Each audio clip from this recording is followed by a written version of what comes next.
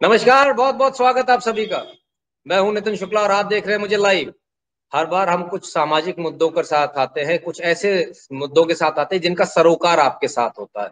ऐसा ही मुद्दा इस बार भी हम लेकर आए हैं। कोविड नाम ही अपने आप में इतना भयानक है कि अगर किसी को हो जाए, कोरोना हो जाए, कोई उसको हाथ लगाने को तैयार नहीं होता। हमने देखा किस प्रकार से रिश्ते तार तार हुए, हमने देखा किस प्रकार से जो लोग शहरों से गांव लौटे उनको किस तरह से देखा गया।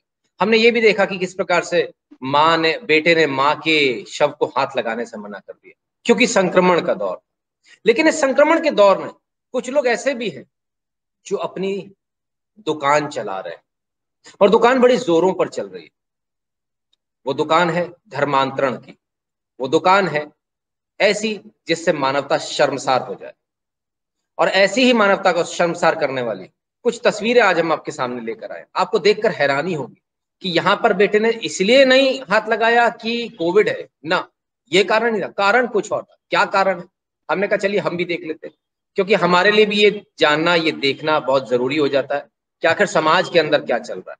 और जब हम वो देखते हैं तो हमको खुद को बड़ा हैरानी होती है, अचरज होता है कि किस प्रकार से समाज के अंदर क्या फैल गया। स्क्रीन पर इस समय आपके सामने 1100 किलोमीटर दूर से नानी के अंतिम संस्कार के लिए आई श्वेता। आखिर ऐसा क्या हो गया कि 1100 किलोमीटर दूर से श्वेता को आना पड़ा? और श्वेता कौन? श्वेता को किसके लिए आना पड़ा? नानी को मुखाग्नि देने के, बेटी को मुखाग्नि देने के लिए आना पड़ा। वो भी तब जब बेटा मौजूद, वो भी तब जब बेटा उसी शहर में मौजूद। पर ऐसा क्या हुआ? बेटा हो गया था ईसाई, मां के संस्कार से किया मना। जी हाँ, ये है असल कारण कि बेटे ने ईसाई धर्म अपना लिया। उसकी मां जब एक्सपायर हुई तो उनकी मां की अंतिम इच्छा ये थी कि जब भी मैं इस दुनिया में ना रहूं तो मुझे मेरे मूल धर्म हिंदू धर्म के अनुसार मेरी अंतिम क्रिया की जाए। बेटे ने स्पष्ट मना कर दिया, बोला नहीं, क्योंकि मैं ईसाई बन गया हूं इसलिए मैं किसी भी प्रकार से किसी भी दूसरे की अंतिम इच्छा भी पूरी नहीं करूंगा। करूंगा तो अपने ईसाई धर्म के अनुसार ही करूंगा। अपने आप में चौंकाने वाला केस, ऐसा पहली बार हमने कहीं देखा है और पहली बार अखबारों में हमें पढ़ने को मिला है। दूसरी खबर आपके सामने, वही खबर है दूसरे अखबार की। बेटे ने अपना ईसाई धर्म, नानी को मुखाग्नि देने पर अड़ी नातिन, 1000 किलोमीटर से आकर दी मुखाग्नि। तो आखिर ऐसा क्या हुआ? 1000 किलोमीटर दूर से आना पड़ा। कमाल की बात है। पांचजन्य ने भी इस मुद्दे को प्रमुखता से उठाया, और क्यों ना उठाएं, आवश्यकता है। देश के अंदर ऐसा हम पहली बार देख रहे हैं कि किसी धर्म के आधार पर, हिंदुओं में तो ऐसी तमाम समितियां बनी हुई हैं जो अंतिम संस्कार करती हैं। कोई यदि ईसाई है तो उसका ईसाई जो अंतिम संस्कार के नियम है उनके अनुसार होता है। यदि कोई मुसलमान है, उसकी यदि लाश मिलती है तो उसको उसके हिसाब से दफनाया जाता है। और ये हिंदू करते हैं, तमाम सारी ऐसी एजेंसीज हैं, तमाम सारे लोग काम कर रहे हैं। लेकिन यहां पर किस्सा दूसरा है। पांचजन ने भी उठाया, ईसाई बेटे डेविड ने हिंदू मां सरोज देवी का नहीं किया अंतिम संस्कार, अंतिम संस्कार करने से मना कर दिया। ये हम कहां आ गए? ये हम कैसा चेहरा देख रहे हैं समाज का? ये क्या हो गया इस समाज को? समाज में धर्मांतरण नाम का एक घुन लग गया, एक दीमक लग गई। बेटे ने मना किया तो 1100 किलोमीटर दूर से अंत्येष्टि करने आई नातिन। ये तमाम सारी चीजें, ये तमाम खबरें छाई रही। बेटे ने अपनी मां का अंतिम संस्कार से किया इनकार, 1100 किलोमीटर दूर से आई नातिन ने दी मुखाग्नि। तो साहब, ये आपके सामने समाज का वो चेहरा जिस चेहरे को हम दिखाने से भी डरते हैं, बल्कि बचना चाहते हैं। कोई भी व्यक्ति ऐसा नहीं चाहता कि ये चेहरा हम दिखाएं। और जिस नातिन ने अपनी नानी को मुखाग्नि दी, आज वो हमारे साथ में है। श्वेता सुमन, बहुत बहुत स्वागत है आपका। हालांकि इस घड़ी में मुझे आपका स्वागत तो नहीं कहना चाहिए, पर बहुत बहुत स्वागत है हमारे शो पे आपका। जी नमस्कार। श्वेता, हमें तफसील से बताइए, एक एक चीज बताइए कि आखिर क्या हुआ। आपकी जो नानी है वो कब एक्सपायर हुई, किन परिस्थितियों में एक्सपायर हुई, क्या हुआ था उनको, क्या बीमारी थी उनको, और कब वो कन्वर्ट हुए थे जो आपके मामा जी हैं, और उसके बाद आपकी नानी का क्या व्यू था, जरा बताइए क्या हुआ। सर, मैं कहना चाहती हूँ, मेरी एक नानी तो 2 तारीख को एक्सपायर हो गई, लेकिन हमें तो खबर 3 तारीख को सुबह 6 बजे आया। उस दौरान मुझे खुद मामा ने ही फ़ोन किया कि नानी अब नहीं रही। तो मैंने पूछा ये कैसे और कब हुआ?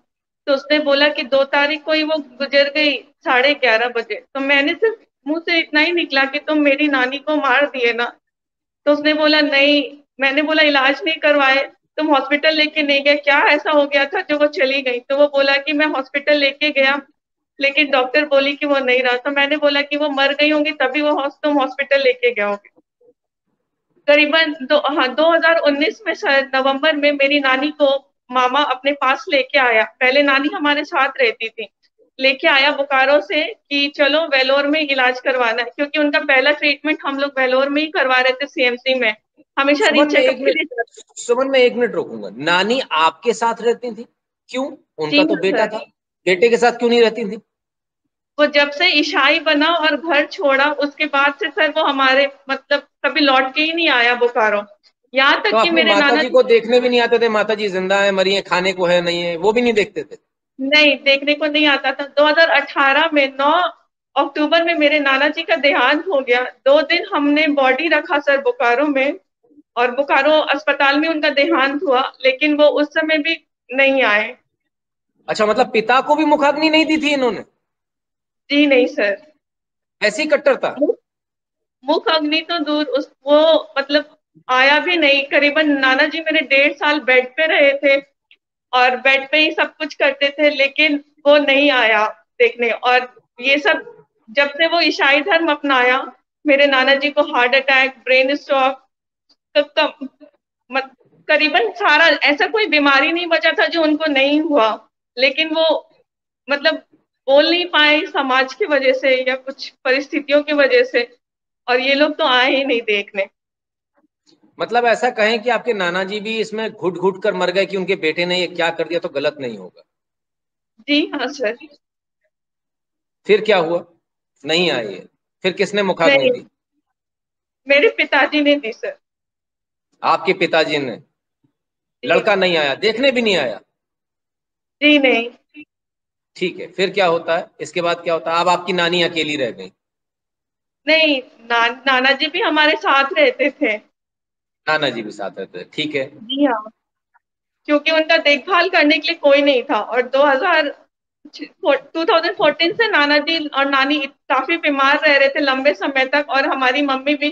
तो हम लोग सब साथ में रहते थे कि उनका देखने के लिए, केयर करने के लिए कोई तो है नहीं। तो हम भी 2 बहनें हैं, हम ही लोग, हम पापा और मेरी बहन ही मिलके मतलब उन लोगों का सेवा करते थे। श्वेता, ये बताइए, आपके जो नाम है, आपके आपके जो नाना जी हैं, उनका क्या नाम था? स्वर्गीय राजेंद्र प्रसाद सिंह। राजेंद्र प्रसाद सिंह, यानी कि ठाकुर थे। ऐसा क्या हुआ कि ये, अच्छा, इसके बाद में क्या होता है? नानी आपके साथ रहती हैं, फिर क्या होता है? नानी को फिर यहाँ कैसे आ गई? नानी इनके पास कैसे आ गई? इनके पास आई इलाज के लिए सर, क्योंकि उस समय 2019 में डॉक्टर ने बोकारो हॉस्पिटल में डॉक्टर ने रेफर किया कि उनको वेलोर में दिखलाना है, इलाज कराना। तो उसी बीच में मामा ने कांटेक्ट किया, और फिर हमने बोला कि ठीक है तुम लेके जाओ, क्योंकि हमारी मम्मी भी लीवर की पेशेंट थी। तो हम मम्मी को छोड़ के जा नहीं पा रहे थे, और मम्मी का बेड रेस्ट ही चलता था। तो वो बोला ठीक है हम लेके जाएंगे। तो वो उसी दौरान वो नवंबर में आया और नानी को लेके गया। लेकिन आज तक उसने कभी भी वेलोर में इलाज नहीं कराया। समय बीतता गया, हम संपर्क करते रहे नानी से, ना तो वो संपर्क कराता था ना अपना एड्रेस बताता था। बहुत मुश्किल से नानी को, अगर वो किसी दिन चढ़ जाता तो नानी फोन करती। इस बीच में उसने बोलता था नानी को भी कि अपना धर्म चेंज कर लो, धर्म परिवर्तन कर लो। नहीं करने से तमाम बातें बोलता था। बीमार रहने से बोलता था कि तुम्हारे जो भगवान है उनको बोलो कि वो इलाज कर देंगे, वो ठीक कर देंगे, क्यों नहीं बोल रही हो? अगर हमारे क्रिश्चियन धर्म में आओगे तो सब प्रभु ही कर देंगे, डॉक्टर के पास जाने का जरूरत ही नहीं पड़ेगा, सब प्रार्थना करने से ही ठीक हो जाते हैं। ये सारी तमाम बातें करते रहता था वो। श्वेता, और मैं एक नानी मिनट भी आपको हमें रोक रहा हूँ, खाने मैं पीने बीच में के मैं 1 मिनट आपको रोक रहा हूँ। आपने कहा कि उनके इलाज के लिए वेल्लोर ले जाना था, आपने जी। उनके सुपुत्र को बोला, वो ये कहकर लेगा कि हाँ मैं वेल्लोर ले जाऊंगा, वेल्लोर जी लेकर हाँ। नहीं गए, तो ये तो अपनी माँ के साथ धोखा नहीं हो गया? जिसने जन्म दिया उसी के साथ धोखा कर दिया। जी हाँ ये सर। किस प्रकार के लोग हैं? क्या आपको इसके बाद में आपने एक चीज और बोली कि जब ये चर्च जाते तब नानी जो है फोन करती, क्या नानी को फोन करने से उनका बेटा रोकता था? डेविड क्या उनको रोकता था? जी सर, अगर हम कभी लंबी बातें कर रहे हैं तो वो बोलता है कि तुम लोग इतना क्या बातें करती हो। और फिर नानी ने मुझे बोला कि तुम मामा के नंबर पे फोन मत करना, मेरा फोन टेप हो रहा है, हम जो बातें करते हैं ये सुनता है। फिर बहुत तरह की मतलब समस्याएं बताती थी, खाने से लेके पीने से दवा तक की सारी परेशानियां बताती थी। नाना जी मेरे सेल बीएसएल एम्प्लॉय थे, जो हर साल उनका रिन्यूएबल होता था मेडिक्लेम, सिर्फ मुश्किल से 5 या 7 हजार रुपए में ऑल ओवर इंडिया 5 लाख का मेडिक्लेम मिलता था। तो वो भी वो नहीं करवाता था, हम करवा के दिए। All over India 5 lakh free treatment है अच्छे से अच्छे हॉस्पिटल में, सारे प्राइवेट हॉस्पिटल में। लेकिन उसने कभी भी नहीं हुआ कि वो ट्रीटमेंट कराए या कुछ भी कराए। अगर मैं कहती हूँ कि अगर वो ट्रीटमेंट जब करवाया है तो मुझे दिखाए कि वो क्या ट्रीटमेंट करवाया है, मुझे नहीं सबको दिखाए। नहीं, लेकिन और ट्रीटमेंट तो उन्होंने पहले ही बोल दिया कि हमारे ट्रीटमेंट नहीं होता, तुम ईसाई बन जाओ तो तुम्हारा तुम ठीक हो जाओगी। हमारे यहाँ तो नहीं, प्रेयर से ये तो ठीक हो वहां जाते हैं।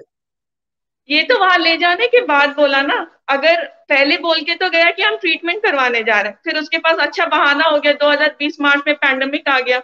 जबकि मेरी हम्म। मम्मी मेरे पापा बोले कि हम इलाज कराने ले जा रहे हैं, मम्मी को भी वेलोर से ट्रीटमेंट चलता है, हमारी माता जी को, तो नानी ये को किस भी तारीख को लेके आपके से जाने। लेके किस तारीख को आपके यहाँ से लेके गए थे? मुझे तारीख तो नहीं, ख्याल में नहीं है, सन पर कौन सा सन था? 2019 में, नवंबर 2019 में महीना? नवंबर में? नवंबर अक्टूबर से 2019 में ये नवंबर में। लेके गए।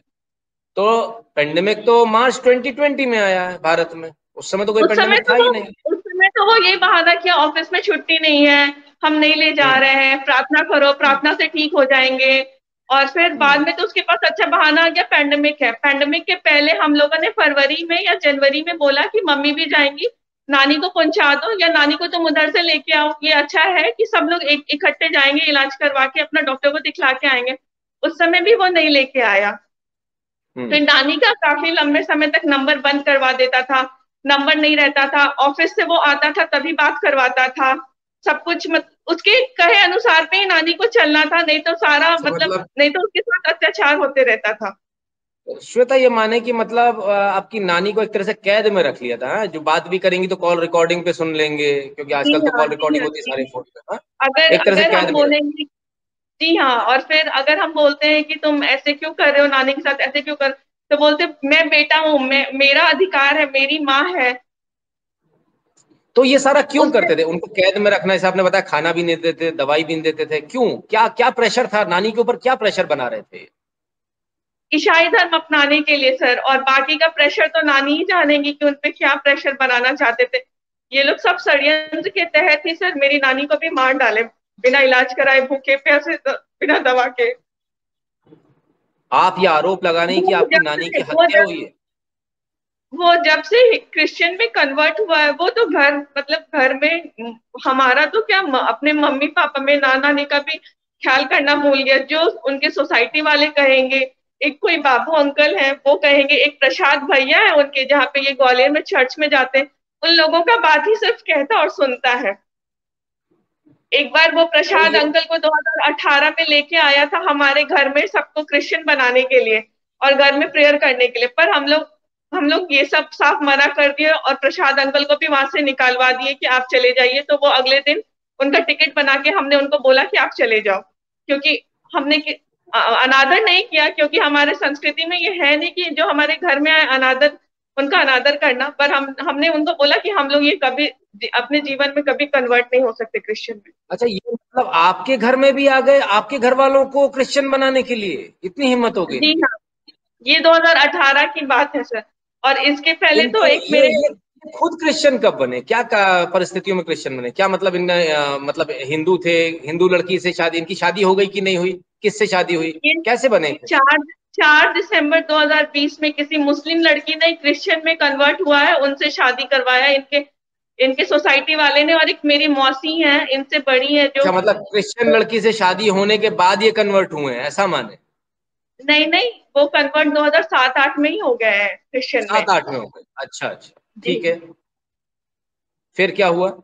फिर इनकी शादी होती, क्रिश्चियन लड़की से शादी करते नहीं, हैं? शादी तो ये 2020 में 4 दिसंबर को हुई है सर।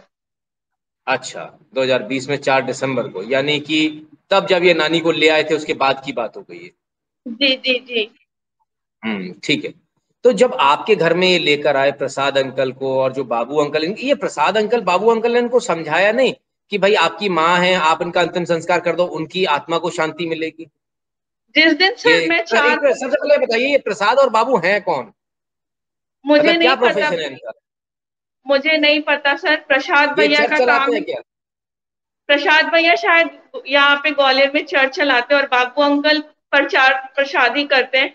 क्योंकि हमें तो नहीं पता, क्योंकि जब मैं 4 तारीख को आई हूँ डेड बॉडी लेने, वो सिर्फ हम्म, बाबू अंकल से ही सारा काम पूछ के कर रहा है। अगर अपनी माँ के पास, अपनी माँ के अर्थी के सामने नहीं खड़ा होके बाबू अंकल के पास खड़ा हो रहा है, बाबू अंकल को ही तो देख मतलब रहा बाबू है। अंकल भी उसको नहीं बोल रहे हैं कि तुम अपनी माँ का अंतिम संस्कार कर दो? मतलब ये कहा जाए कि यही लोग भड़का रहे हैं, इसका मतलब तो ये हुआ। ना बाबू अंकल कह रही है ना उनकी पत्नी कह रही है, जो मेरी मामी जी हुई। अगर उन लोगों के कहने से वो लोग अगर बोल देते तो वो कर लेता, क्योंकि वो हमें जो बताया गया, ये बॉडी बताया के गया कि पास बाबू आया है। बाबू भी जो है वो कोई पिंटो पार्क करके कोई इलाका, वहां पर जो है वो चर्च चलाते हैं, हमें ऐसा बताया गया। वो तो मुझे इतना नहीं पता है, क्योंकि मैं तो पहली बार ही ग्वालियर आई हूँ। अच्छा अच्छा, और ठीक है। अच्छा, आपके वो घर जब ये वो प्रसाद अंतिम आए तो संस्कार इन्होंने कर देता, वो अंतिम संस्कार आप कर देता हिंदू रीति रिवाज से। लेकिन उनकी पत्नी और बाबू अंकल मिलके, वो फोन में भी था, पता नहीं किससे क्या बातें कर रहा था। क्योंकि यहाँ पे जितने भी हैं हमारे साथ, सबने बोला कि उनका अंतिम संस्कार हिंदू रीति रिवाज से ही कर देना चाहिए। तो वो कन्वेंस हाँ, भी हो गया। लेकिन फिर पता नहीं किससे फोन पे बातें की, फिर उनकी पत्नी जी आई। फिर एक मेरी मौसी को भी रखा है उन्होंने, उसको भी हस्बैंड से अलग करवा के उसको भी क्रिश्चियन में कन्वर्ट करना चाह रहा है। उसको भी नहीं आया कि हमारे साथ आओ, और नानी का अंतिम संस्कार का क्रियाक्रम करने में शामिल नहीं होने दिया। उनकी पत्नी जी मेरी मौसी का हाथ पकड़ के गाड़ी में बैठा ली कि हमारे पास नहीं आ पाए, और अच्छा, मामा मतलब को भी आपकी अलग मौसी के करके साथ भी रखी है, जबरदस्ती बाबू हो रही अंकल है को। कि उनको कन्वर्ट होना पड़ेगा? ये तो जबरदस्ती हो गई, हाथ पकड़ के बैठा लिया तो। हाँ, उनको भी डरा धमका के रखा है ताकि वो क्रिश्चियन में कन्वर्ट हो जाए।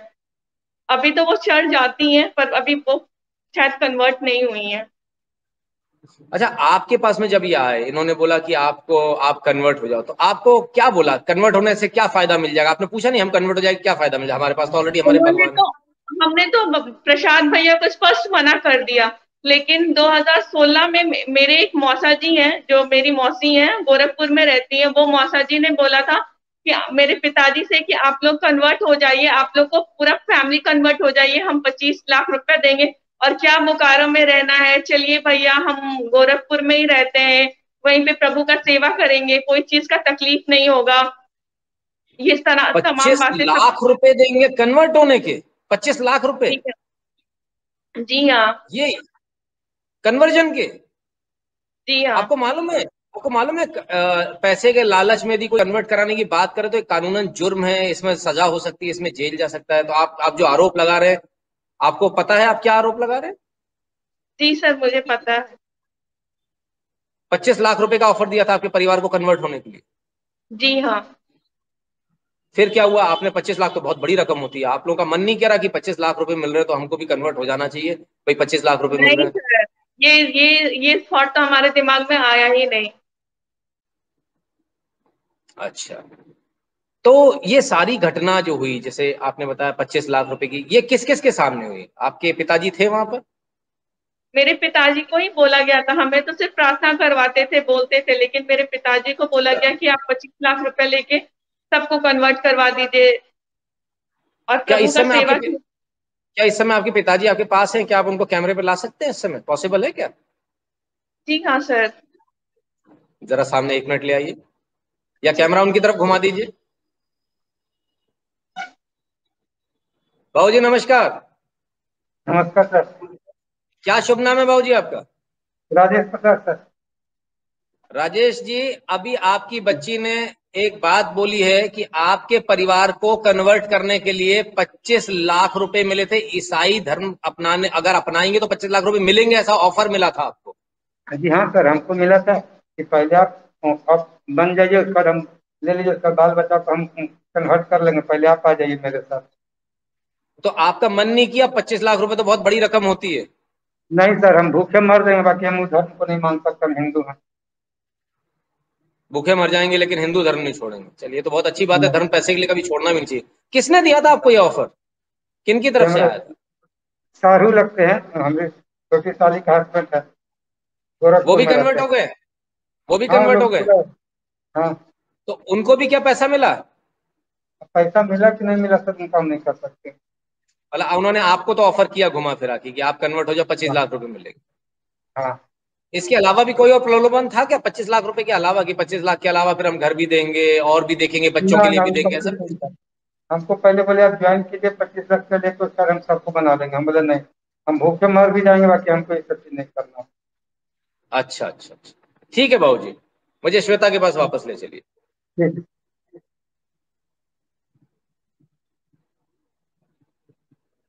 जी श्वेता, सर। आपके पिताजी भी बता रहे हैं इन्होंने कन्वर्ट करने के लिए 25 लाख रुपए इनके इनके पास में ऑफर आया था, नहीं कन्वर्ट हुए। भाई ऐसे जो हिंदू सनातनी है, सबसे पहले तो मेरा प्रणाम स्वीकार करें कि आप लोग पैसे के लिए धर्म का धंधा नहीं करते, व्यापार नहीं करते, इसके लिए बहुत बहुत आप सभी का धन्यवाद। कोई भी धर्म का हो, कम से कम पैसे के लिए उसको अपना धर्म नहीं बदलना चाहिए। लेकिन श्वेता एक बात जी बताइए, इस सारे एपिसोड में आपने दो तीन चीजें बोली, जैसे आपकी माता, आपकी नानी जी को खाने को नहीं मिलता था, आपकी नानी जी को दवाई नहीं दी जाती, तो ये तो एक सर, मौत की टाइम तरफ पे। धकेलना हो गया।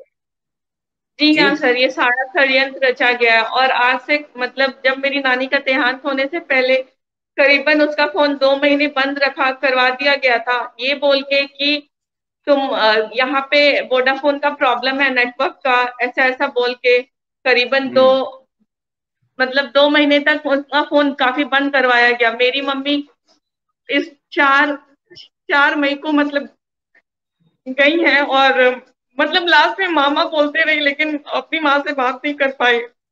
और जब आपकी माता जी मम्मी अभी की। 4 मई को एक्सपायर हुई हैं, जी हाँ सर। और वो अपनी माता जी से आखिरी समय बात भी नहीं कर पाई क्योंकि डेविड ने बात नहीं करने दी।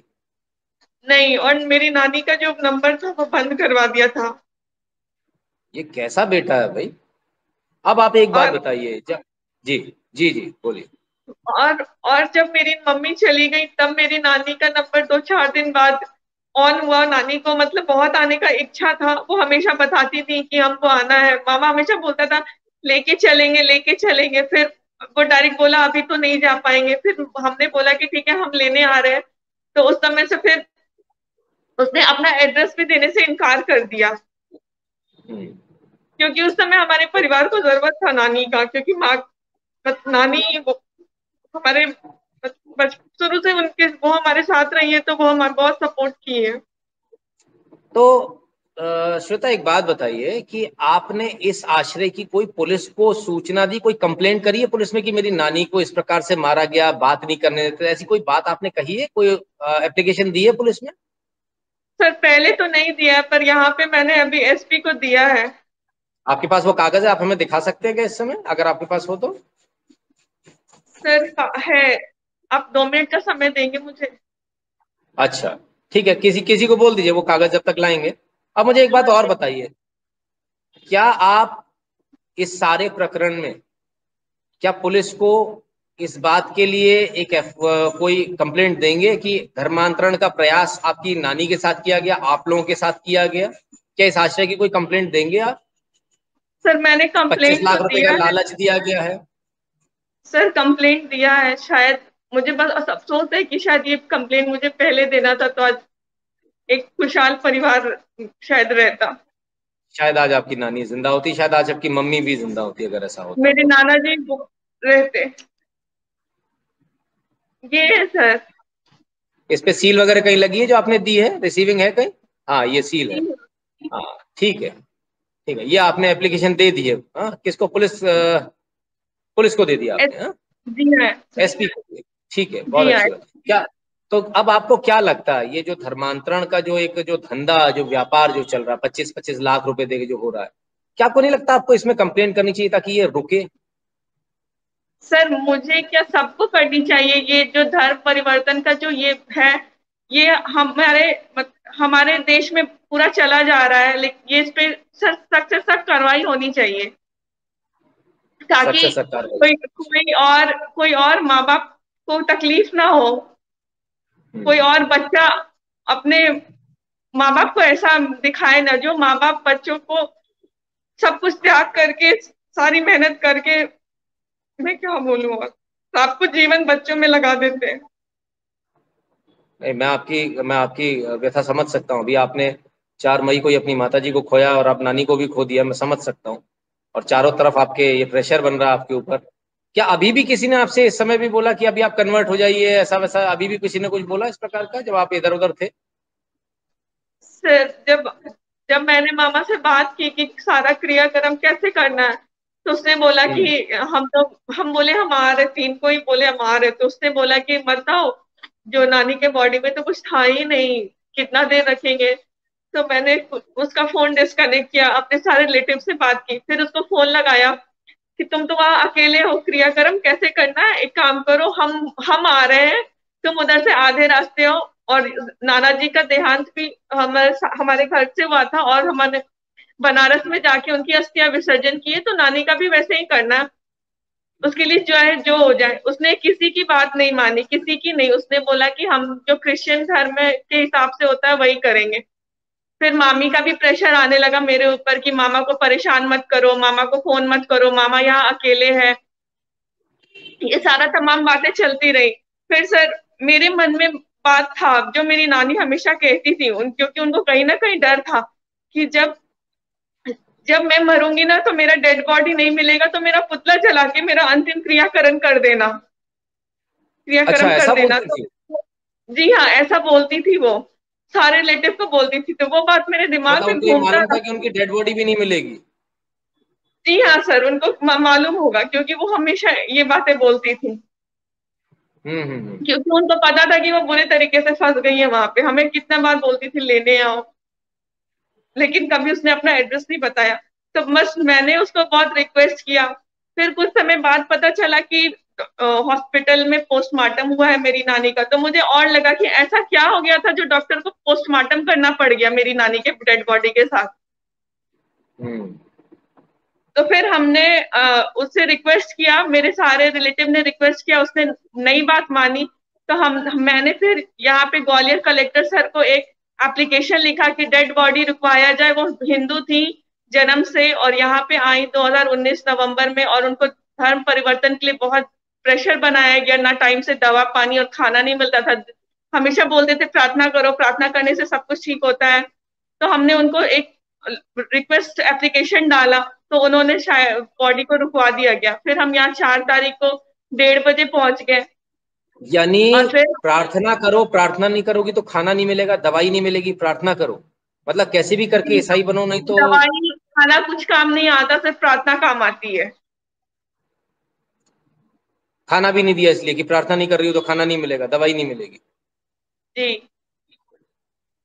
क्योंकि 22 मई को मेरी नानी ने मुझे फोन किया था और बोली उसका तबीयत बहुत खराब है। तो मैंने बोला कि मामा कहाँ है, तो उसके मुंह से आवाज नहीं निकल रही है।